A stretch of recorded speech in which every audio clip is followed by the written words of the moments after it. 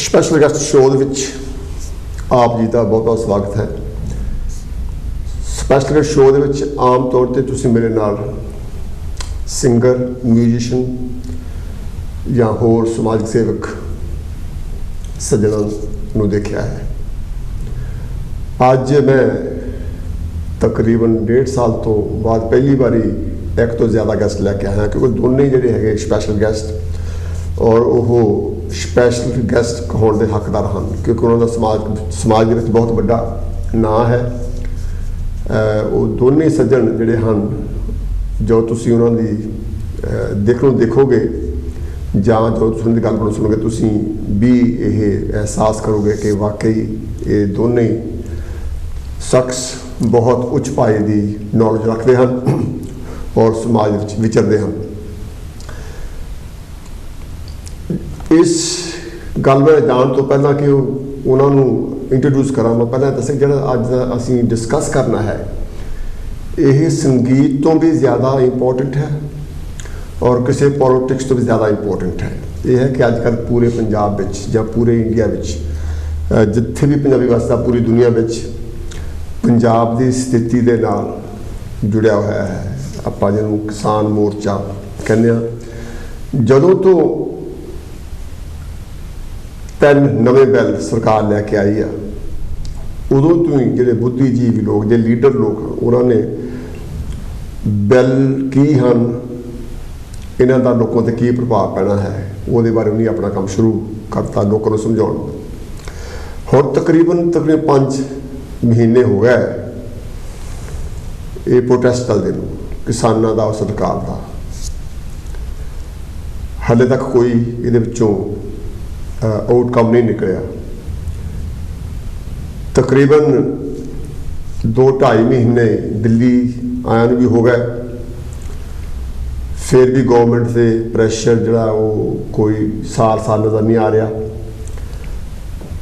ਇਹ ਮੁੱਦਾ ਮੈਂ ਕਾਫੀ ਚਿਰ ਤੋਂ ਮਹਿਸੂਸ ਕਰਦਾ ਸੀਗਾ ਕਿ ਮੈਨੂੰ ਜ਼ਰੂਰ ਡਿਸਕਸ ਕਰਨਾ ਚਾਹੀਦਾ ਹੈ, ਪਰ ਮੈਂ ਗੈਸਟ ਟੋਲਦਾ ਸੀ ਜਿਹੜੇ ਕਿ ਸਹੀ ਤੌਰ 'ਤੇ ਮੇਰਾ ਜਿਹੜਾ ਸਵਾਲ ਹੈ ਉਹਨੂੰ ਸਮਝ ਸਕਣ ਔਰ ਇਹ 'ਤੇ ਆਪਾਂ ਚਰਚਾ ਕਰ ਸਕੀਏ।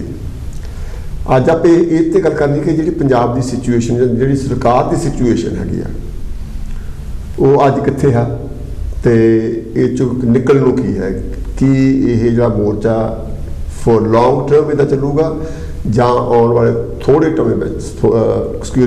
ਟਾਈਮ ਵਿੱਚ ਇਹਦਾ ਹੱਲ ਨਿਕਲਣ ਦੀ ਕੋਈ ਸੰਭਾਵਨਾ ਹੈ ਜਾਂ ਨਹੀਂ। ਆਪਾਂ ਇਹ ਸਾਰੀਆਂ ਗੱਲਾਂ 'ਤੇ ਚਰਚਾ ਕਰਾਂਗੇ। ਆਓ ਪਹਿਲਾਂ ਮਿਲਦੇ ਆਪਾਂ ਗੈਸਟ ਨੂੰ। ਨਵਦੀਪ ਸਿੰਘ ਜੀ, ਤੁਸੀਂ ਪਹਿਲਾਂ ਵੀ ਮੇਰੇ ਪ੍ਰੋਗਰਾਮ ਵਿੱਚ ਮਿਲ ਚੁੱਕੇ ਹੋ, ਤੁਹਾਡਾ ਬਹੁਤ ਸਵਾਗਤ ਹੈ ਜੀ। ਤੁਹਾਡਾ ਬਹੁਤ ਬਹੁਤ ਧੰਨਵਾਦ ਹੈ ਜੀ। ਨਵਦੀਪ ਸਿੰਘ ਜੀ ਤਖਸ਼ੀ ਸੁਸਾਇਟੀ ਦੇ ਬਹੁਤ ਚਿਰ ਤੋਂ ਜਨਰਲ ਸੈਕਟਰੀ ਦੇ ਤੌਰ 'ਤੇ ਕੰਮ ਕਰਦੇ ਹਨ। ਤੁਹਾਨੂੰ ਪਤਾ ਹੈ ਕਿ ਜਨਰਲ ਸੈਕਟਰੀ ਹੋਣਾ ਕਿਸੇ ਸੰਸਥਾ ਦਾ ਕਰਤਾ ਧਰਤਾ ਹੋਣ ਬਰਾਬਰ ਹੁੰਦਾ ਹੈ, ਕਿਉਂਕਿ ਉਹਦੇ ਹੱਥ ਬਸ ਉਹਨਾਂ ਨੂੰ ਚਿੱਠੀਆਂ ਪੱਤਰ ਲਿਖਣਾ ਹੁੰਦਾ, ਉਹਨਾਂ ਨੇ ਪੜ੍ਹਨਾ ਹੁੰਦਾ ਅਤੇ ਉਹਨਾਂ ਨੇ ਬਾਕੀਆਂ ਨੂੰ ਜਾਣਕਾਰੀ ਦੇਣੀ ਹੁੰਦੀ ਹੈ ਕੀ ਹੁੰਦੀ ਹੈ। ਤੁਹਾਡਾ ਬਹੁਤ ਬਹੁਤ ਸਵਾਗਤ ਹੈ ਜੀ ਨਵਦੀਪ ਸਿੰਘ ਜੀ। ਤੁਹਾਡਾ ਬਹੁਤ ਬਹੁਤ ਧੰਨਵਾਦ ਆ ਕਿ ਤੁਸੀਂ ਸਾਨੂੰ ਟਾਈਮ ਸਿਰ ਜਿਹੜਾ ਹੈਗਾ ਉਹ ਮੌਕਾ ਦਿੰਦੇ ਰਹਿੰਦੇ ਆ ਕਿ ਅਸੀਂ ਤੁਹਾਡੇ ਦਰਸ਼ਕਾਂ ਦੇ ਜਿਹੜੇ ਹੈਗੇ ਆ ਉਹ ਰੂਬਰੂ ਹੋ ਸਕੀਏ। ਸੋ ਤੁਹਾਡਾ ਬਹੁਤ ਬਹੁਤ ਧੰਨਵਾਦ। ਥੈਂਕ ਯੂ ਬਹੁਤ ਬਹੁਤ ਸਵਾਗਤ ਹੈ। ਹਾਂਜੀ, ਮੇਰੇ ਦੂਸਰੇ ਗੈਸਟ ਹਨ, ਇਹ ਵੀ ਮੇਰੇ ਹਮ ਉਮਰ ਹਨ, ਪਰ ਇਹਨਾਂ ਦਾ ਵੀ ਸਮਾਜ ਵਿੱਚ ਬਹੁਤ ਵੱਡਾ ਰੋਲ ਹੈ। ਇਹ ਤਰਕਸ਼ੀਲ ਸੁਸਾਇਟੀ ਦੇ ਕੈਸ਼ੀਅਰ ਹਨ। ਬੇਸ਼ੱਕ ਕੈਸ਼ੀਅਰ ਬੰਦਾ ਪੋਲੀਟੀਸ਼ੀਅਨ ਹੋਣਾ ਜ਼ਰੂਰੀ ਨਹੀਂ, ਪਰ ਇਹਨਾਂ ਦਾ ਜਿਹੜਾ ਕੰਮਕਾਰ ਕੁਛ ਇੱਦਾਂ ਦਾ ਰਿਹਾ।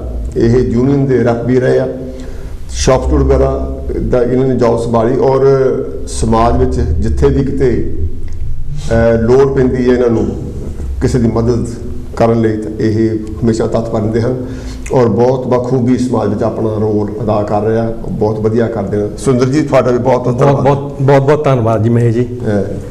ਸੁੰਦਰ ਦਰਦੀ ਜੀ ਅਤੇ ਨਵਦੀਪ ਸਿੰਘ ਜੀ, ਇਹ ਦੋਨੇ ਮੇਰੇ ਵੈਸੇ ਵੀ ਬਹੁਤ ਕਲੋਜ਼ ਦੋਸਤਾਨਾ ਤਾਲੁਕ ਹਨ ਇਹਨਾਂ ਨਾਲ ਔਰ ਬਹੁਤ ਵਧੀਆ ਵਿਚਾਰ ਰੱਖਦੇ ਹਨ ਸੁਸਾਇਟੀ ਦੀ ਪ੍ਰੋਗਰੈਸ ਵਾਸਤੇ।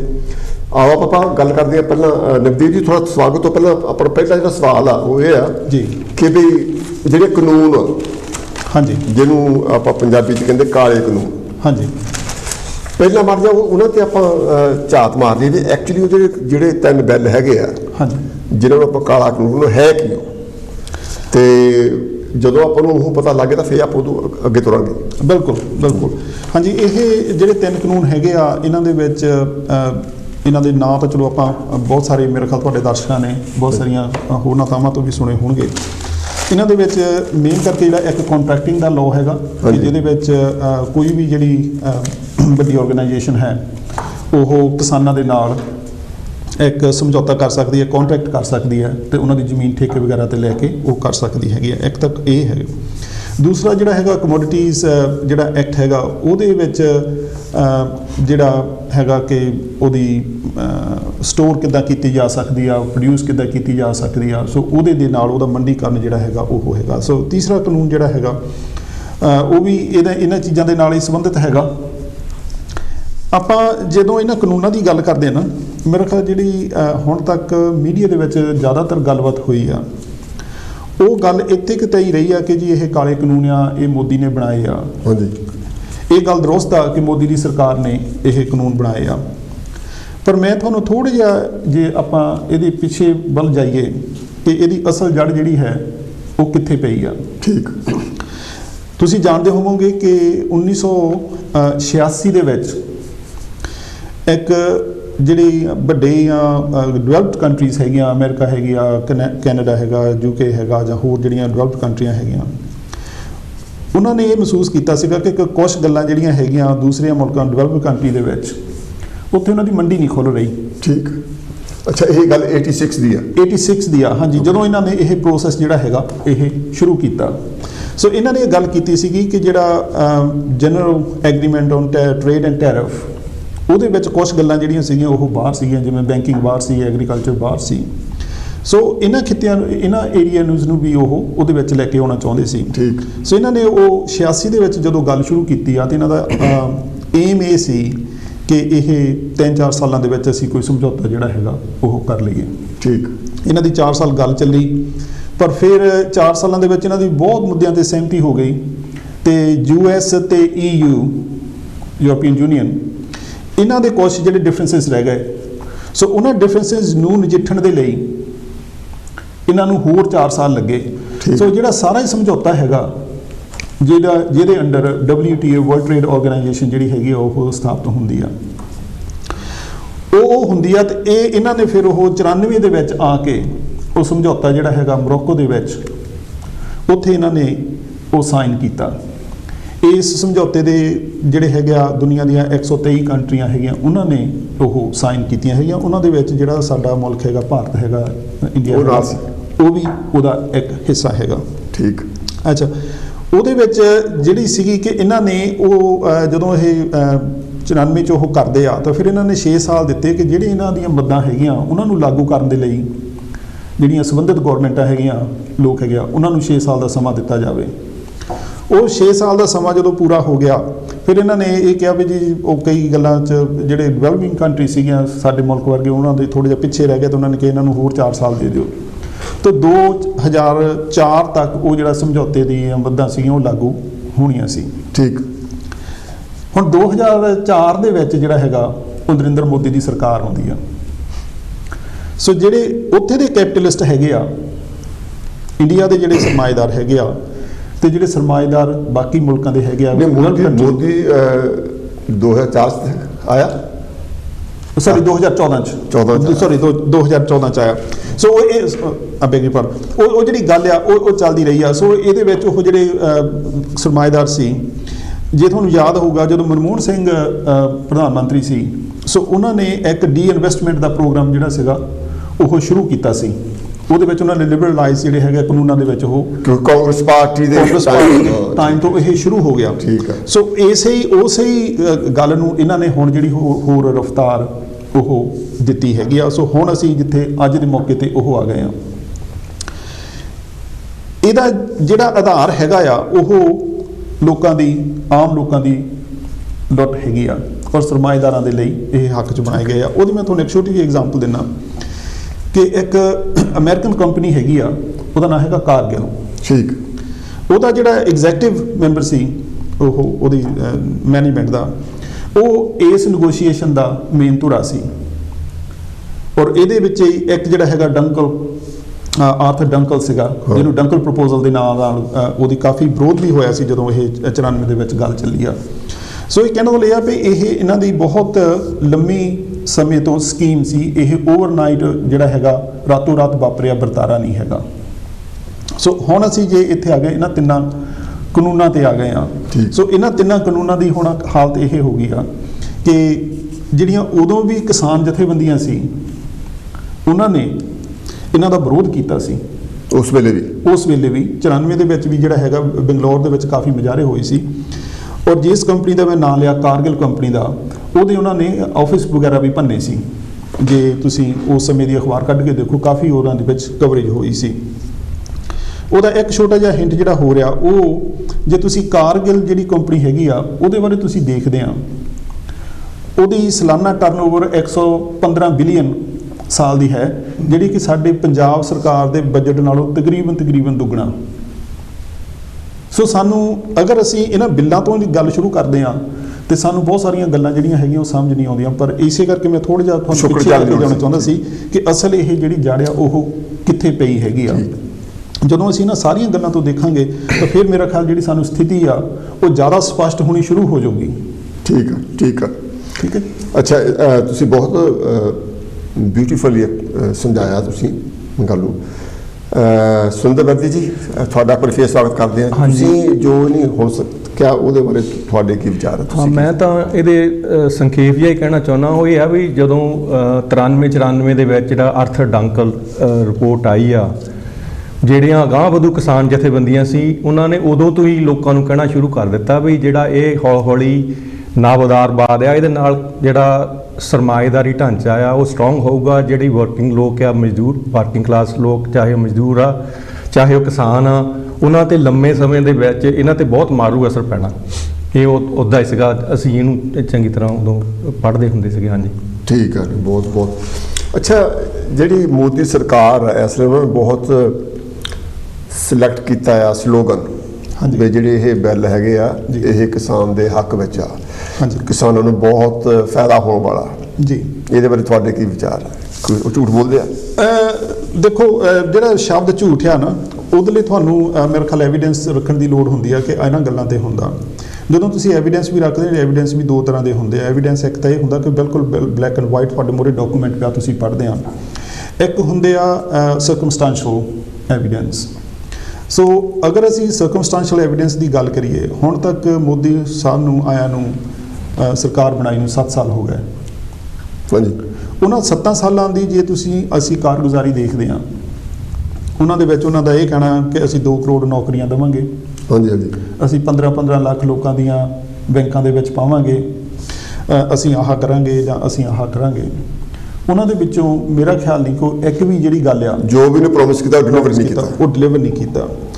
ਅੱਛਾ, ਜੇ ਅਸੀਂ ਉਹਨਾਂ ਦੀ ਇਸੇ ਹੀ ਗੱਲ ਨੂੰ ਅੱਗੇ ਤੋਰੀਏ ਤੇ ਸਾਡੇ ਲਈ ਮੰਨਣਾ ਥੋੜ੍ਹਾ ਜਿਹਾ ਔਖਾ ਹੋ ਜਾਂਦਾ ਕਿ ਇਹ ਲੋਕਾਂ ਦੀ ਜਿਹੜੀ ਗੱਲ ਹੈਗੀ ਆ ਇਹ ਕਿੱਦਾਂ ਉਹ ਹਿੱਤ ਹੈਗੇ ਆ ਉਹ ਨਹੀਂ ਕਰ ਸਕੇ।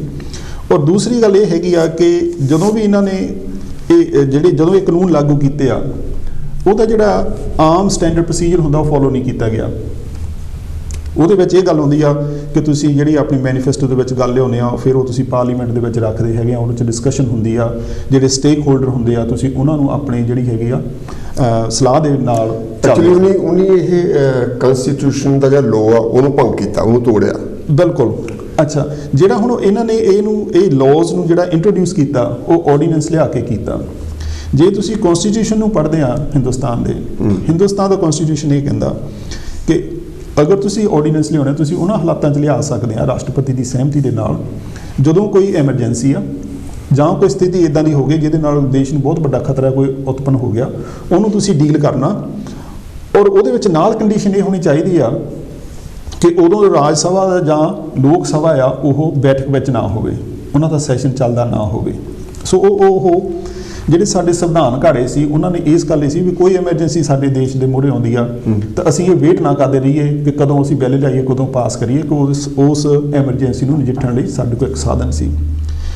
ਉਹ ਸਾਧਨ ਯੂਜ਼ ਕੀਤਾ ਗਿਆ ਇੱਥੇ, ਉਹ ਸਾਧਨ ਹੁਣ ਇੱਥੇ ਯੂਜ਼ ਕੀਤਾ ਗਿਆ, ਜਿਹਦੀ ਕਿ ਬਿਲਕੁਲ ਕੋਈ ਲੋੜ ਨਹੀਂ। ਹਾਲਾਂਕਿ ਜਿਹੜਾ ਪੂਰਾ ਹਿੰਦੁਸਤਾਨ ਆ, ਸਾਰੀ ਦੁਨੀਆ ਦੇ ਜਿੱਦਾਂ ਕਰੋਨੇ ਦਾ ਕਹਿਰ ਜਿਹੜਾ ਸੀਗਾ ਉਹ ਚੱਲ ਰਿਹਾ ਸੀ, ਉਦੋਂ ਕੋਈ ਐਡੀ ਐਮਰਜੈਂਸੀ ਨਹੀਂ ਸੀ ਕਿ ਇਹ ਜਿਹੜੇ ਕਿਸਾਨਾਂ ਦੇ ਲਈ ਤੁਸੀਂ ਬਿੱਲ ਲਿਆਉਣੇ ਆ ਇਹ ਉਦੋਂ ਹੀ ਲਿਆਂਦੇ ਜਾਣ, ਔਰ ਉਹਦੀ ਜਿਹੜੀ ਟਾਈਮਿੰਗ ਆ ਦ ਵੇ ਉਹ ਲਿਆਂਦੇ ਗਏ। ਫਿਰ ਉਹ ਇਹ ਹੁੰਦਾ ਵੀ ਆਰਡੀਨੈਂਸ ਜਿਹੜਾ ਹੁੰਦਾ ਉਹ 6 ਮਹੀਨਿਆਂ ਦੇ ਵਿੱਚ ਜਿਹੜਾ ਹੈਗਾ ਉਹ ਜਿਹੜਾ ਦੋਵੇਂ ਸਦਨ ਆ ਉਹ ਪ੍ਰਕਿਰਿਆ ਪੂਰੀ ਹੋਣੀ ਚਾਹੀਦੀ ਆ। ਫਿਰ ਤੁਸੀਂ ਐਵੀਡੈਂਸ ਜਿਹੜਾ ਹੈਗਾ ਰਾਜ ਸਭਾ ਦਾ ਆਪਣਾ ਹੀ ਜਿਹੜਾ ਟੀਵੀ ਰਿਕਾਰਡਿੰਗਸ ਹੈਗੀਆਂ ਤੁਸੀਂ ਉਹ ਦੇਖ ਲਓ ਕਿ ਉਹਦੇ ਰਾਜ ਸਭਾ ਦੇ ਵਿੱਚ ਇਹ ਹੁੰਦਾ ਜਿਹੜਾ ਅਪਰ ਹਾਊਸ ਆ ਕਿ ਜੇ 1 ਜਾਂ 2 ਜਾਂ 3 ਵੀ ਜਿਹੜੇ ਰਾਜ ਸਭਾ ਮੈਂਬਰ ਹੈਗੇ ਆ ਉਹ ਆਬਜੈਕਟ ਕਰਦੇ ਆ ਤਾਂ ਫਿਰ ਉਹ ਸਰਕਾਰ ਨੂੰ ਉਹਦੇ ਲਈ ਮੌਕਾ ਦੇਣਾ ਪੈਂਦਾ। ਅੱਛਾ, ਮੈਂ ਤੁਹਾਡੇ ਕੋਲ ਇੱਕ ਹੋਰ ਗੱਲ ਪੁੱਛਣੀ ਚਾਹੁੰਦਾ, ਕਲੈਰੀਫਿਕੇਸ਼ਨ ਮੈਂ ਕਹਿ ਸਕਦਾ। ਹਾਂਜੀ, ਕਨਸਟੀਟਿਊਸ਼ਨ ਦੇ ਉੱਪਰ ਜਾਂ ਵਿੱਚ ਜਾਂ ਸਰਕਾਰ, ਸਾਡੇ ਦੇਸ਼ ਦਾ ਨਾਂ ਹੈਗਾ ਭਾਰਤ। ਹਾਂਜੀ, ਪਰ ਅਸੀਂ ਆਪਣੀ ਸਧਾਰਨ ਗੱਲਬਾਤ ਵਿੱਚ ਹਿੰਦੁਸਤਾਨ ਲਫ਼ਜ਼ ਵਰਤ ਜਾਂਦੇ ਹਾਂ। ਜਿਹੜਾ ਹਿੰਦੁਸਤਾਨ ਐਕਚੁਅਲੀ ਮੁਲਕ ਦਾ ਨਾਂ ਨਹੀਂ, ਮੈਂ ਇਹ ਗੱਲ ਮੁੜ ਕੇ ਚੱਲਦਾ ਬਿਲਕੁਲ।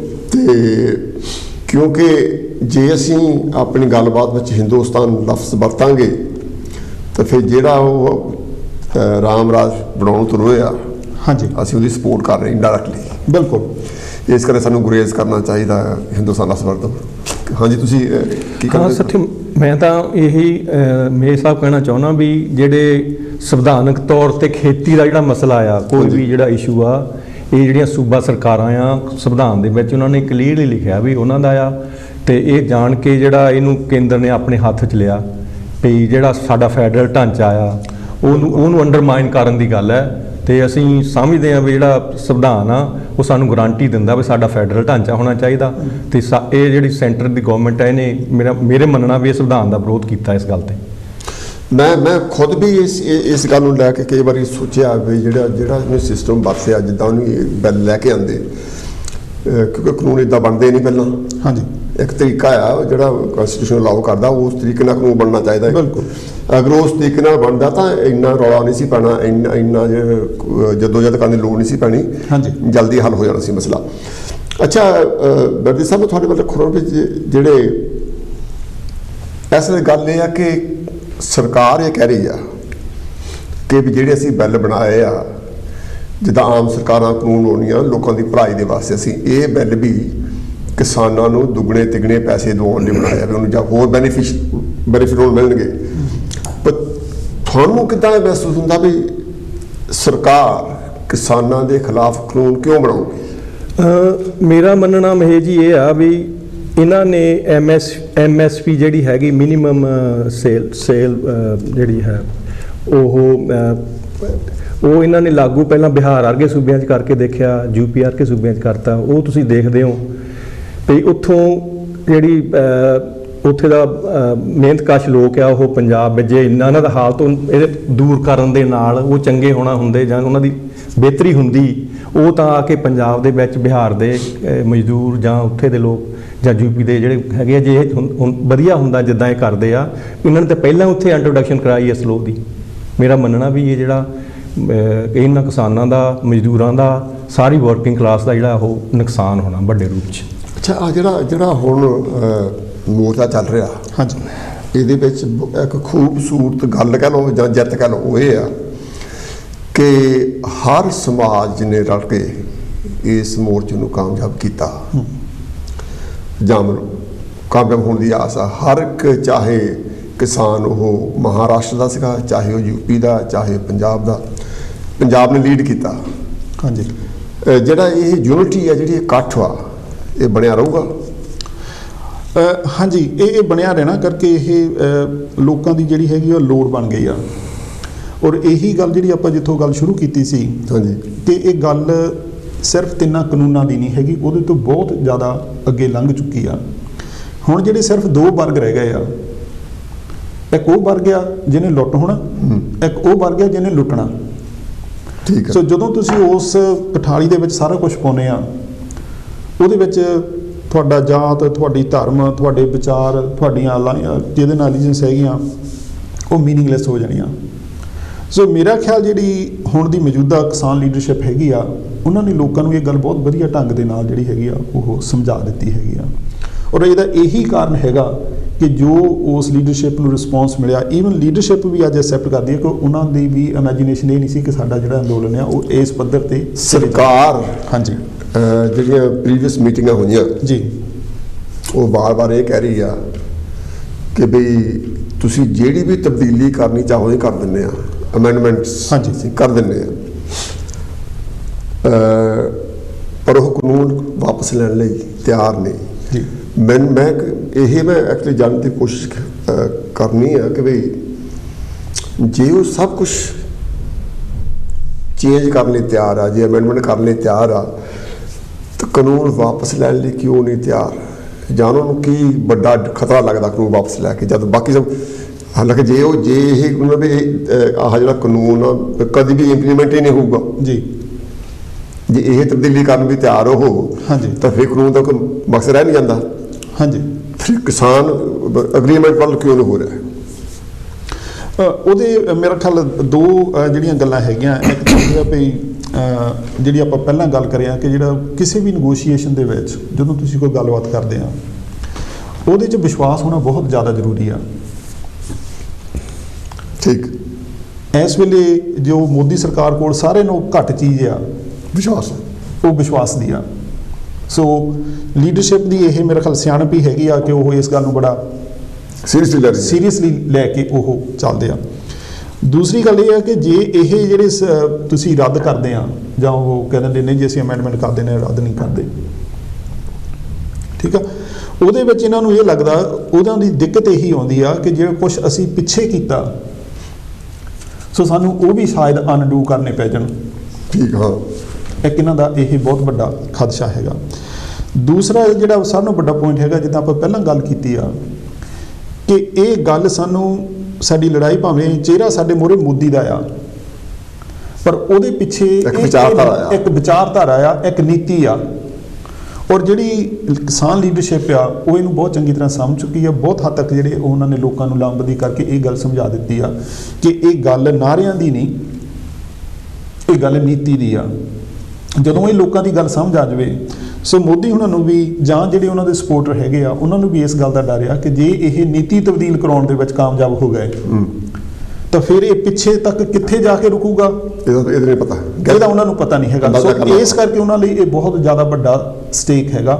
ਸੋ ਇਸੇ ਕਰਕੇ ਕਿਸਾਨ ਲੀਡਰਸ਼ਿਪ ਜਿਹੜੀ ਹੈਗੀ ਆ ਉਹ ਇਹ ਮੰਨ ਕੇ ਚੱਲ ਰਹੀ ਆ ਕਿ ਜਿਹੜਾ ਸਾਡਾ ਅੰਦੋਲਨ ਆ ਇਹ ਛੇਤੀ ਨਿਭਣ ਵਾਲਾ ਨਹੀਂ, ਔਰ ਇਹ ਮਾਨਸਿਕ ਤੌਰ ਤੇ ਲੋਕਾਂ ਨੂੰ ਇਹਦੇ ਲਈ ਤਿਆਰ ਵੀ ਕਰ ਰਹੀ ਆ। ਸੁਰਿੰਦਰ ਜੀ, ਤੁਸੀਂ ਯੂਨੀਅਨ ਦੇ ਵਿੱਚ ਕਾਫੀ ਚਿਰ ਤੋਂ ਔਰ ਤੁਸੀਂ ਕਾਫੀ ਕੰਮ ਕੀਤਾ। ਹਾਂਜੀ।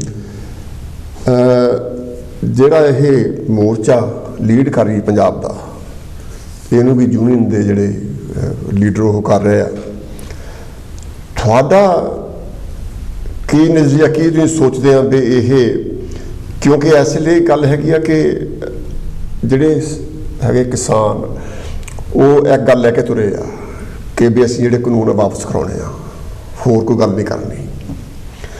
ਸਰਕਾਰ ਇਹ ਕਹਿ ਰਹੀ ਆ ਵੀ ਅਸੀਂ ਹੋਰ ਜੋ ਮਰਜ਼ੀ ਕਰਾ ਲਓ, ਅਸੀਂ ਵੀ ਕਾਨੂੰਨ ਨਹੀਂ ਕੈਂਸਲ ਨਹੀਂ ਕਰਨੇ, ਰਿਪੀਲ ਨਹੀਂ ਕਰਨੇ। ਤੁਹਾਨੂੰ ਕੀ ਲੱਗਦਾ ਕਿ ਵੀ ਇਹ ਜਿਹੜਾ ਮੋਰਚਾ ਕਿੱਧਰ ਨੂੰ ਜਾਊਗਾ? ਕਿਉਂਕਿ ਇੱਕ ਤਾਂ ਹੁੰਦਾ ਜਿਹੜੇ ਫੈਸਲੇ ਆ ਉਹ ਹਮੇਸ਼ਾ ਹੁੰਦੇ ਕੰਪਰੋਮਾਈਜ਼। ਜਦੋਂ ਕੋਈ ਵੀ ਮਸਲਾ ਹੋ ਜਾਂਦਾ ਨਾ, ਉਹਦੇ ਬਾਰੇ ਗੱਲਬਾਤ ਕਰਕੇ ਕੋਈ ਨਾ ਕੋਈ ਕੰਪਰੋਮਾਈਜ਼ ਕਰਨ ਦਾ ਕੋਈ ਸਕੋਪ ਹੁੰਦਾ ਹਮੇਸ਼ਾ ਹੀ।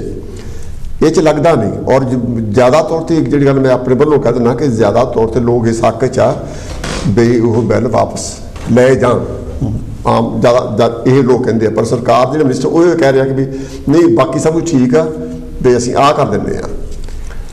ਹਾਂਜੀ, ਤੁਹਾਨੂੰ ਪਤਾ ਲੱਗਦਾ ਵੀ ਇਹ ਮਹੇ ਜੀ, ਮੇਰਾ ਮੰਨਣਾ ਇਹ ਆ ਵੀ ਸਭ ਤੋਂ ਪਹਿਲਾਂ ਤਾਂ ਮੈਂ ਜਿਹੜੀ ਲੀਡਰਸ਼ਿਪ ਆ ਕਿਸਾਨ ਜਥੇਬੰਦੀਆਂ ਦੀ, ਮੈਂ ਉਹਨਾਂ ਨੂੰ ਮੁਬਾਰਕਬਾਦ ਦਿੰਦਾ ਜਿੰਨੀ ਸਿਆਣਪ ਦੇ ਨਾਲ ਉਹ ਘੋਲ ਨੂੰ ਅੱਗੇ ਲਿਜਾ ਰਹੇ ਆ। ਇਹ ਘੋਲ ਹੁਣ ਕੱਲਾ ਕਿਸਾਨੀ ਦਾ ਨਹੀਂ ਹੈ, ਇਹ ਟੋਟਲ ਮਜ਼ਦੂਰ ਕਿਸਾਨ ਜਮਾਤ ਦਾ ਹੋ ਗਿਆ। ਤਕਰੀਬਨ ਸਾਰੀ ਹਿੰਦੁਸਤਾਨ ਦਾ ਜਿਹੜਾ ਆਵਾਮ ਆ ਉਹਦਾ ਘੋਲ ਬਣ ਗਿਆ। ਕਿਉਂਕਿ ਜੇ ਕਿਸਾਨੀ ਡਿੱਗਦੀ ਆ, ਉਹਦੇ ਨਾਲ ਜਿਹੜੇ ਖੇਤਾਂ 'ਚ ਕੰਮ ਕਰਨ ਵਾਲੇ ਮਜ਼ਦੂਰ ਆ ਉਹ ਵੀ ਡਿੱਗਦੇ ਆ, ਤੇ ਉਹਦੇ ਨਾਲ ਜਿਹੜੇ ਮੰਡੀਆਂ ਦੇ ਵਿੱਚ ਆੜ੍ਹਤੀ ਆ ਜਾਂ ਹੋਰ ਕੰਮ ਕਰਦੇ ਆ ਉਹਨਾਂ ਦੇ ਸਾਰੀ ਸਰਕਾਰ ਹੋਰ ਜੌਬਾਂ ਤਾਂ ਕ੍ਰੀਏਟ ਕੀ ਕਰਨੀਆਂ ਜਿਹੜੀਆਂ ਆਲਰੇਡੀ ਲੋਕਾਂ ਦੇ ਜੌਬਾਂ ਤੇ ਉਹ ਇਸ ਕੰਮ ਕਰਕੇ ਛਾਪਾ ਮਾਰੂਗੀ। ਮੇਰਾ ਮੰਨਣਾ ਵੀ ਜਿਹੜੀ ਕਿਸਾਨ ਲੀਡਰਸ਼ਿਪ ਆ ਉਹ ਬਹੁਤ ਸਿਆਣੀ ਆ। ਉਹ ਜੋ ਕੁਝ ਵੀ ਕਰਨਗੇ ਉਹ ਲੋਕਾਂ ਦੇ ਹਿੱਤਾਂ ਲਈ ਕਰਨਗੇ। ਜੋ ਕੁਝ ਮੁਲਕ ਲਈ ਫਾਇਦਾ, ਜੋ ਕੁਝ ਆਵਾਮ ਲਈ ਫਾਇਦਾ, ਉਹ ਸਿਆਣੇ ਲੀਡਰ ਆ। 30 40 ਸਾਲ ਦਾ ਉਹਨਾਂ ਕੋਲ ਐਕਸਪੀਰੀਅੰਸ ਆ। ਉਹਨਾਂ ਨੂੰ ਭਾਵੇਂ ਸਰਕਾਰਾਂ ਦੋਸ਼ ਲਾਉਣੀਆਂ ਵੀ ਇਹ ਦੇਸ਼ ਵਿਰੋਧੀ ਆ, ਪਰ ਮੈਂ ਇਹ ਸਮਝਦਾ ਵੀ ਉਹਨਾਂ ਦੇ ਬੱਚੇ ਸਰਹੱਦਾਂ 'ਤੇ ਰਾਖੀ ਕਰ ਰਹੇ ਆ।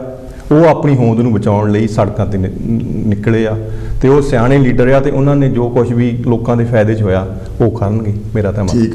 ਅੱਛਾ, ਇਹੋ ਜਿਹੀ ਸਿਚੁਏਸ਼ਨ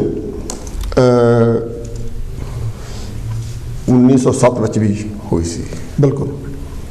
ਬਿਲਕੁਲ ਆਹੀ ਸੀ, ਪਰ ਫਰਕ ਇੰਨਾ ਇਸ ਵੇਲੇ ਮੋਦੀ ਆ, ਉਸ ਵੇਲੇ ਅੰਗਰੇਜ਼ ਸਰਕਾਰ ਸੀ।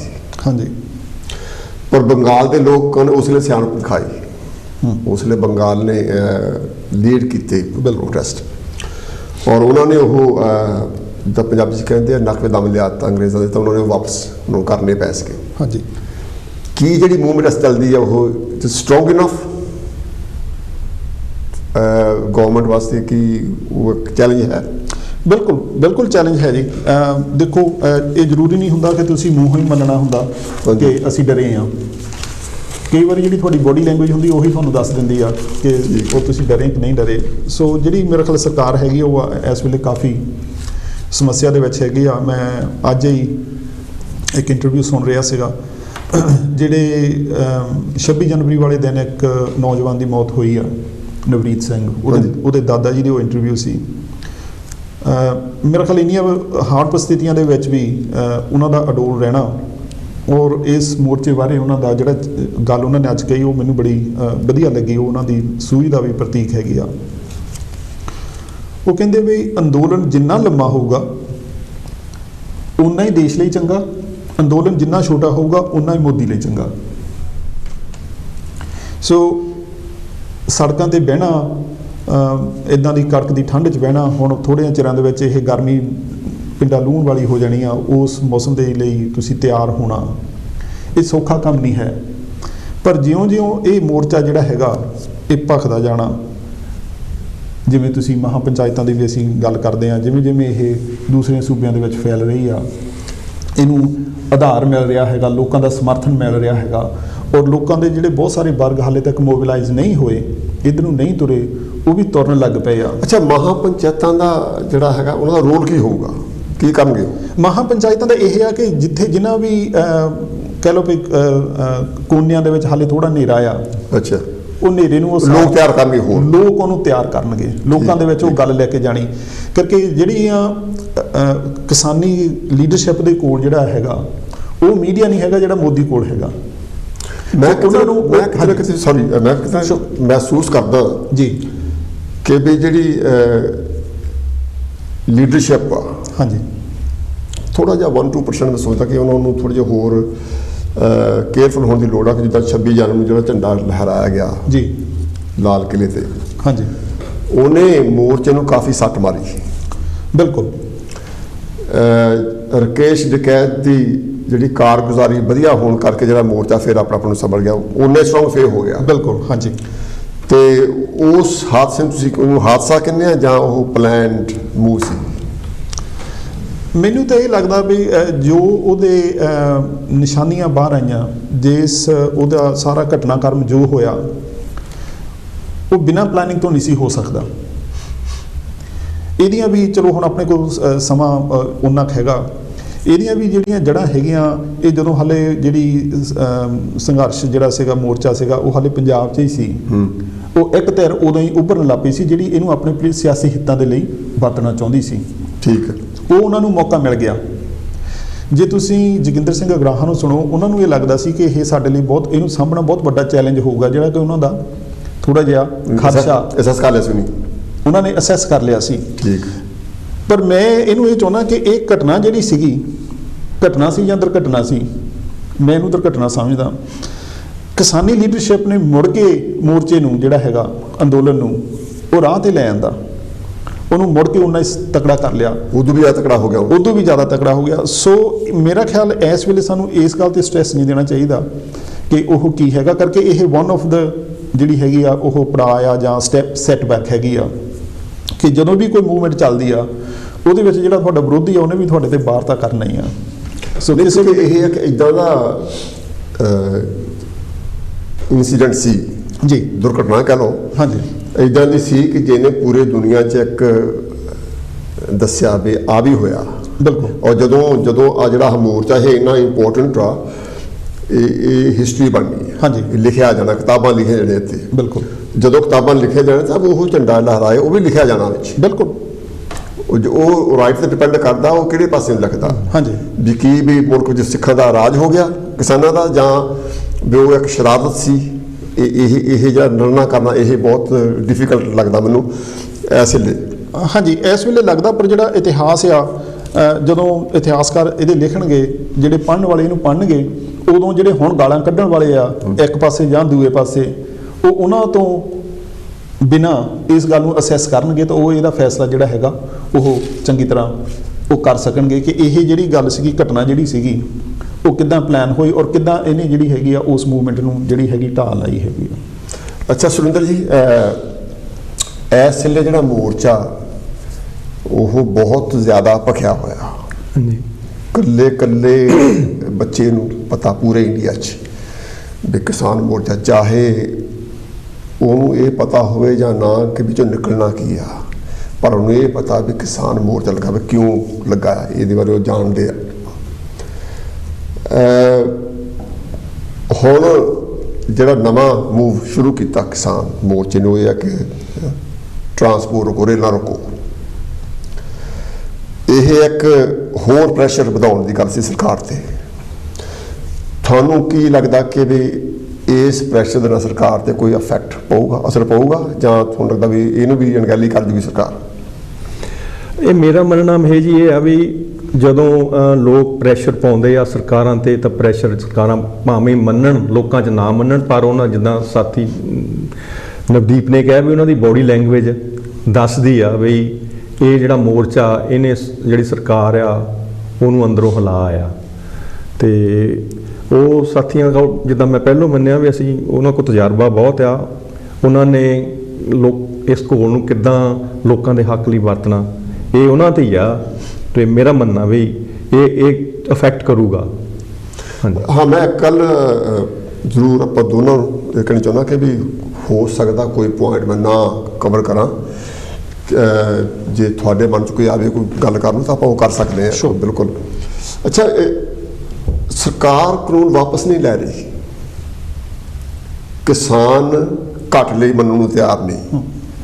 ਇਹ ਇੱਕ ਕਿਉਂਕਿ ਜਦੋਂ ਪਹਿਲਾਂ ਕਹਿ ਕੇ ਹਟਿਆ ਕਿ ਫੈਸਲੇ ਹੁੰਦੇ ਹਮੇਸ਼ਾ ਕੰਪਰੋਮਾਈਜ਼ ਨਾਲ, ਇੱਥੇ ਕੰਪਰੋਮਾਈਜ਼ ਦੀ ਕੋਈ ਗੁੰਜਾਇਸ਼ ਹੈ ਨਹੀਂ। ਹੁਣ ਜੇ ਸਰਕਾਰ ਕਾਨੂੰਨ ਵਾਪਸ ਨਹੀਂ ਲੈਂਦੀ, ਸਰਕਾਰ ਨੂੰ ਕੀ ਨੁਕਸਾਨ ਆ ਜੇ ਨਹੀਂ ਲੈਂਦੀ ਤਾਂ? ਮੇਰਾ ਮੰਨਣਾ ਇਹ ਜੀ ਹੈ ਵੀ ਜੇ ਸਰਕਾਰ ਲੋਕਾਂ ਦਾ ਐਡਾ ਜਿਹੜਾ ਇਕੱਠ, ਇਹ ਮੇਰੇ ਖਿਆਲ ਭਾਰਤ ਦੇ ਇਤਿਹਾਸ ਵਿੱਚ ਦੂਜੀ ਵਾਰ ਹੋਇਆ, ਵੀ ਜੇ ਲੋਕਾਂ ਦੀਆਂ ਭਾਵਨਾਵਾਂ ਨੂੰ ਨਹੀਂ ਸਮਝਦੀ, ਲੰਮੇ ਸਮੇਂ ਵਿੱਚ ਇਹ ਸਰਕਾਰ ਜਿਹੜੀ ਆ ਇਹ ਲੋਕਾਂ 'ਚ ਵੱਧ ਨਿਖੜੂਗੀ, ਲੋਕਾਂ 'ਚ ਇਹਦੀ ਪਾਪੂਲੈਰਿਟੀ ਘਟੂਗੀ। ਲੋਕ ਆਲਰੇਡੀ ਜਿਹੜੇ ਹੈਗੇ ਆ ਉਹ ਦਿਨ ਦੀ ਦਿਨੇ ਤੋਂ ਪਿੱਛੇ ਜਾਣਗੇ। ਮੇਰਾ ਤਾਂ ਹੈ ਵੀ ਜੇ ਸਰਕਾਰ ਸੁਹਿਰਦਿਆ ਲੋਕਾਂ ਪ੍ਰਤੀ ਉਹਦੀ ਪੋਜ਼ਿਟਿਵ ਅਪਰੋਚ ਬਣਦੀ ਆ ਤਾਂ ਉਹਨੂੰ ਜਿਹੜਾ ਇਹਦਾ ਹੱਲ ਕੱਢਣਾ ਚਾਹੀਦਾ। ਉਹ ਲੋਕ ਸੜਕਾਂ 'ਤੇ ਨਿਕਲੇ ਆ ਆਪਣੀਆਂ ਮੰਗਾਂ ਨੂੰ ਲੈ ਕੇ, ਉਹਨਾਂ ਦੀਆਂ ਮੰਗਾਂ ਨੂੰ ਇਹਨਾਂ ਨੂੰ ਹਮਦਰਦੀ ਦੇ ਨਾਲ ਜਾਂ ਹਾਂ ਪੱਖੀ ਵਤੀਰੇ ਦੇ ਨਾਲ ਇਹਨਾਂ ਨੂੰ ਲੈਣਾ ਚਾਹੀਦਾ। ਮੇਰਾ ਤਾਂ ਇਹ ਮੰਨਣਾ। ਅੱਛਾ, ਜੇ ਫਰਜ਼ ਕਰੋ ਕਿਸਾਨ ਇਹ ਫੈਸਲਾ ਕਰ ਲੈਂਦੀ ਜਿਹੜੀ ਉਹਦੀ ਕਮੇਟੀ ਆ ਬਈ ਆਪਾਂ ਕੰਪਰੋਮਾਈਜ਼ ਕਰਨ ਦੀ ਸੋਚੀਏ, ਹੋ ਸਕਦਾ ਇੱਦਾਂ ਦੇ ਹਾਲਾਤ ਪੈਦਾ ਹੋ ਜਾਣ ਵੀ ਉਹਨੂੰ ਕੰਪਰੋਮਾਈਜ਼ ਕਰਨ ਤੱਕ ਹੋਣਾ ਪੈ ਜਾਏ, ਫਿਰ ਕਿਹੋ ਜਿਹਾ ਕੰਪਰੋਮਾਈਜ਼ ਹੋਊਗਾ ਤੁਹਾਡੇ ਹਿਸਾਬ ਨਾਲ? ਪਹਿਲੀ ਤਾਂ ਗੱਲ ਹੈ ਕਿ ਉਹਨਾਂ ਨੇ ਕਹਿਤਾ ਵੈਸੇ ਕੋਈ ਕੰਪਰੋਮਾਈਜ਼ ਨਹੀਂ ਹੈ। ਹਾਂਜੀ। ਪਰ ਜੇ ਫਰਜ਼ ਕਰੋ ਇੱਥੇ ਤੱਕ ਗੱਲ ਆ ਜਾਂਦੀ ਹੈ, ਕਿਉਂਕਿ ਮੈਂ ਇਹ ਸਮਝਦਾ ਕਿ ਮੋਦੀ ਦੀ ਇਹ ਸਿਫਤ ਕਰਨ ਵਾਲੀ ਹੈ ਕਿ ਬਹੁਤ ਡਿਸਟੈਂਸ ਆ ਗਿਆ, ਬਹੁਤ ਸਫ਼ਰ ਕਰ ਲਿਆ ਸਫ਼ਰ ਕਰ ਲਿਆ, ਹਾਂਜੀ। ਟਰੈਵਲ ਕੀਤਾ, ਜਾਣੀ ਇੰਨੇ ਪ੍ਰੈਸ਼ਰ ਦੇ ਵਿੱਚ ਹੀ ਉਹ ਗੁਜ਼ਰ ਗਿਆ। ਨਹੀਂ ਤਾਂ ਚਾਂਸ ਨਹੀਂ ਸੀ ਵੀ ਉਹ ਇੰਨੇ ਟਰੈਕਟਰ ਦਿੱਲੀ ਵਿੱਚ ਪਹੁੰਚ ਜਾਣ ਤੋਂ ਉਹ ਬਚ ਜਾਏ, ਪਰ ਉਹ ਸਰਵਾਈਵ ਕਰ ਗਿਆ। ਹਾਂ, ਹੋਰ ਹੁਣ ਪਤਾ ਨਹੀਂ ਕਿੰਨਾ ਕੁ ਚੱਲ ਸਕਦਾ ਉਹ। ਹਾਂਜੀ, ਇਹਦੇ ਵਿੱਚ ਨਾ ਜਿਹੜਾ ਹੁੰਦਾ, ਜੇ ਅਸੀਂ ਸਮਝੀਏ ਕਿ ਜਿਹੜੀ ਸਰਕਾਰ ਦੀ ਮਸ਼ੀਨਰੀ ਆ ਉਹਦੇ ਵਿੱਚ 4-5 ਮੋਟੀਆਂ ਗੱਲਾਂ ਹੁੰਦੀਆਂ ਕਿ ਜਿਹੜੇ ਸਰਕਾਰ ਦੇ ਇੰਸਟੀਟਿਊਸ਼ਨ ਆ, ਹਾਂਜੀ, ਆਰਮ ਫੋਰਸਿਸ, ਜੁਡੀਸ਼ਰੀ ਤੇ ਪੁਲਿਸ ਬਲ ਜਿਹੜੇ ਹੈਗੇ ਆ ਉਹ, ਤੇ ਤੁਹਾਡੀ ਪਾਰਟੀ ਦਾ ਆਪਣਾ ਹੋਲਡ ਤੇ ਤੁਹਾਡੇ ਬੈਕਰ। ਜਿੰਨਾ ਚਿਰ ਉਹ ਤੁਹਾਡੇ ਪਿੱਛੇ ਆ ਉਨਾ ਚਿਰ ਕਿਸੇ ਵੀ ਸਰਕਾਰ ਲਈ ਉਹਨੂੰ ਹੋਲਡ ਕਰਨਾ ਸੌਖਾ ਹੁੰਦਾ। ਪਰ ਇਹ ਇਕੁਏਸ਼ਨ ਜਿਹੜੀ ਆ ਇਹ ਚੇਂਜ ਹੋ ਰਹੀ ਆ। ਜੇ ਤੁਸੀਂ ਜਿਹੜੇ ਕਾਰਪੋਰੇਟ ਘਰਾਣੇ ਹੈਗੇ ਆ ਉਹਨਾਂ ਦੇ ਸ਼ੇਅਰਾਂ ਦਾ ਹਾਲ ਦੇਖੋ, ਉਹ ਬਹੁਤ ਬੁਰਾ ਹਾਲ ਆ। So they are under huge pressure. So ਇਹ ਗੱਲ ਸਾਨੂੰ ਜਿਹੜੀ ਹੈਗੀ ਆ ਮੰਨ ਕੇ ਚੱਲਣੀ ਚਾਹੀਦੀ। ਦੂਸਰੀ ਗੱਲ ਇਹ ਹੈਗੀ ਆ, ਜਿਹੜਾ ਰਕੇਸ਼ ਟਕੈਤ ਹੋਣਾ ਨੇ 27 ਤਰੀਕ ਨੂੰ ਉਹਨਾਂ ਨੇ ਉਹਨਾਂ ਦਾ ਮਨ ਭਰਿਆ, ਇਮੋਸ਼ਨਲ ਹੋਏ, ਉਹਦਾ ਜਿਹੜਾ ਰਿਸਪੌਂਸ ਹੋਇਆ, ਔਰ ਇੱਕ ਪਾਸੇ ਜਿਹੜੀ ਫੋਰਸ ਆ ਉਹਦਾ ਮੀਡੀਆ ਜਿਹੜਾ ਹੈਗਾ ਉਹ ਦਿਖਾ ਰਿਹਾ ਕਿ ਫੋਰਸ ਜਿਹੜੀ ਆ ਇਸ ਰੈਡੀ ਕਿ ਕਿਸੇ ਵੀ ਮਿੰਟ ਜਿਹੜੀ ਹੈਗੀ ਆ ਉਹ ਕਰ ਸਕਦੀ ਆ। ਇਹ ਠੀਕ ਆ ਕਿ ਉਹਨਾਂ ਦੀ ਜਿਹੜਾ ਇਮੋਸ਼ਨਲ ਹੋ ਕੇ ਉਹਨਾਂ ਨੇ ਲੋਕਾਂ ਦੇ ਲਈ ਅਪੀਲ ਕੀਤੀ ਆ, ਲੋਕਾਂ ਨੇ ਉਹਨੂੰ ਰਿਸਪੌਂਸ ਕੀਤਾ। ਪਰ ਮੈਂ ਇਹ ਮਹਿਸੂਸ ਕਰਦਾ ਕਿ ਜਿਹੜੀ ਬੀਜੇਪੀ ਯੂਪੀ ਦੀ ਸੀ ਉਹਨਾਂ ਨੇ ਵੀ ਫੋਨ ਜ਼ਰੂਰ ਘੁਮਾਏ ਹੋਣਗੇ ਕਿ ਅਗਰ ਤੁਸੀਂ ਇਸ ਮੌਕੇ ਐਕਸ਼ਨ ਲੈਂਦੇ ਆ ਤਾਂ ਤੁਸੀਂ ਇਹ ਸਮਝ ਲਓ ਕਿ ਅਸੀਂ ਇਸ ਸਟੇਟ ਦੇ ਵਿੱਚੋਂ ਜਾਂਦੇ ਲੱਗੇ। ਇਹ ਐਡਮਿਟ ਨਹੀਂ ਕਰਨਾ, ਉਹਨਾਂ ਨੇ ਕਿਸੇ ਨੇ ਵੀ ਐਡਮਿਟ ਨਹੀਂ ਕਰਨਾ, ਸ਼ਾਇਦ ਕਦੇ ਬਾਹਰ ਵੀ ਨਾ ਆਵੇ, ਪਰ ਅੰਦਰੋਂ ਇਹ ਗੱਲ ਹੋਈ ਆ, ਇਹ ਤਾਂ ਆਬਵੀਅਸ ਲੱਗਦੀ ਆ, ਆਬਵੀਅਸ ਲੱਗਦੀ ਆ। ਸੋ ਨਹੀਂ ਤਾਂ ਐਡੀ ਵੱਡੀ ਫੋਰਸ ਜਿਹੜੀ ਰੈਡੀ ਹੋ ਕੇ ਬੈਠੀ ਆ ਉਹ 1 ਮਿੰਟ ਦੇ ਵਿੱਚ ਉਹ ਮੁੜ ਜਾਂਦੀ ਆ। ਸੋ ਇਹ ਸਾਨੂੰ ਦੱਸਦੀ ਆ।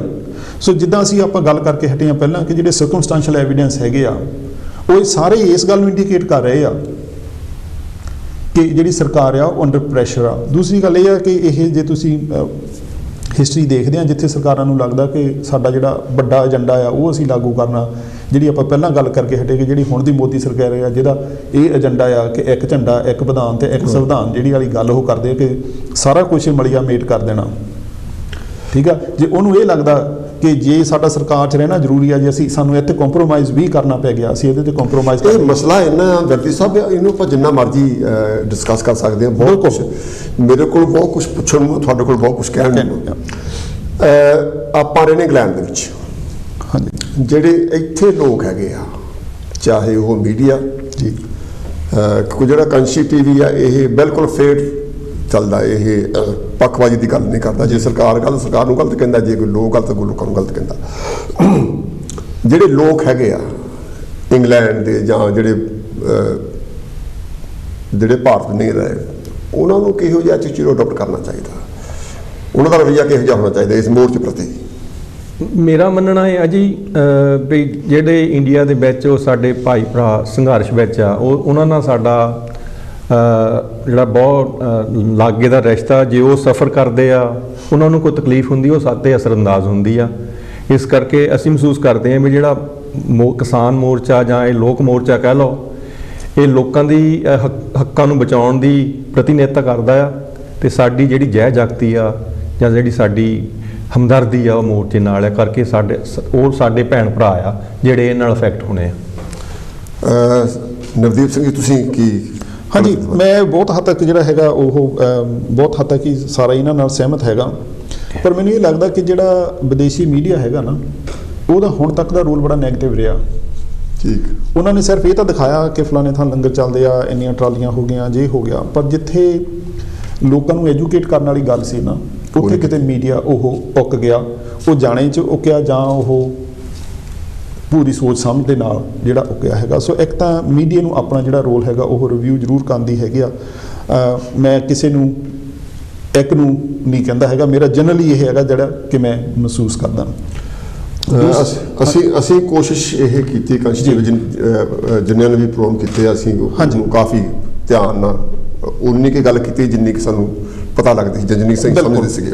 ਹਾਂ, ਅੱਛਾ, ਹੁਣ ਆਪਾਂ ਜਿਹੜੀ ਗੱਲ ਪਹਿਲਾਂ ਕੀਤੀ ਸੀਗੀ, ਲਾਲ ਕਿਲ੍ਹੇ ਝੰਡਾ ਲਹਿਰਾਉਣ ਦੀ ਗੱਲ ਕੀਤੀ ਸੀਗੀ, ਉਹਦਾ ਜਿਹੜਾ ਥੋੜ੍ਹਾ ਜਿਹਾ ਗਲਤ ਇੱਦਾਂ ਮੈਸੇਜ ਗਿਆ ਲੋਕਾਂ ਵਿੱਚ, ਕਿਉਂਕਿ ਕੁਝ ਲੋਕ ਤਾਂ ਕਹਿਣ ਲੱਗ ਪਏ ਵੀ ਬਈ ਇਹ ਅਸੀਂ ਬਣ ਗਿਆ ਖਾਲਸਾ ਬਣ ਗਿਆ, ਇੱਦਾਂ ਦੇ ਵੀ ਮੈਸੇਜ ਬਹੁਤ ਆਏ ਜੀ ਵੀ ਵਧਾਈਆਂ ਜੀ ਖਾਲਸਾ ਬਣ ਗਿਆ ਜੀ, ਸਿੱਖਾਂ ਦਾ ਹੋ ਗਿਆ ਰਾਜ। ਤੇ ਉਹ ਦੋ ਦਿਨਾਂ ਬਾਅਦ 'ਚ ਫਿਰ ਉਹਨਾਂ ਦੇ ਖਿਲਾਫ ਪ੍ਰਚਾਰ ਕਰਨ ਲੱਗ ਪਏ ਵੀ ਉਹਨੇ ਗਲਤ ਕੀਤਾ, ਸਿੱਖਾਂ ਦੀ ਬਦਨਾਮੀ ਹੋਈ ਆ। ਜਿਹੜਾ ਇਹ ਐਟੀਟਿਊਡ ਆ, ਇਹ ਆਮ ਲੋਕਾਂ ਨੂੰ ਉਹਨੂੰ ਬਚਾਉਣ ਲਈ ਮੀਡੀਆ ਦਾ ਰੋਲ ਹੁੰਦਾ। ਮੀਡੀਆ ਆਮ ਤੌਰ ਲੋਕਾਂ ਨੂੰ ਦੱਸਦਾ ਵੀ ਕੀ ਕਹਿਣਾ ਤਾਂ ਕੀ ਨਹੀਂ ਕਹਿਣਾ ਚਾਹੀਦਾ। ਤੇ ਹੁਣ ਜਿਹੜੀ ਇੱਥੇ ਦੀ ਹੈਗੀ ਹੈ ਯੰਗ ਜਨਰੇਸ਼ਨ, ਕੋਈ ਮੀਡੀਆ ਤਾਂ ਆਪਾਂ ਨਹੀਂ ਦੱਸ ਸਕਦੇ ਵੀ ਤੁਸੀਂ ਕੀ ਕਰਨਾ ਕੀ ਨਹੀਂ, ਆਪਾਂ ਜਿੰਨੀ ਵਿੱਚ ਗੱਲ ਕੀਤੀ ਨਹੀਂ।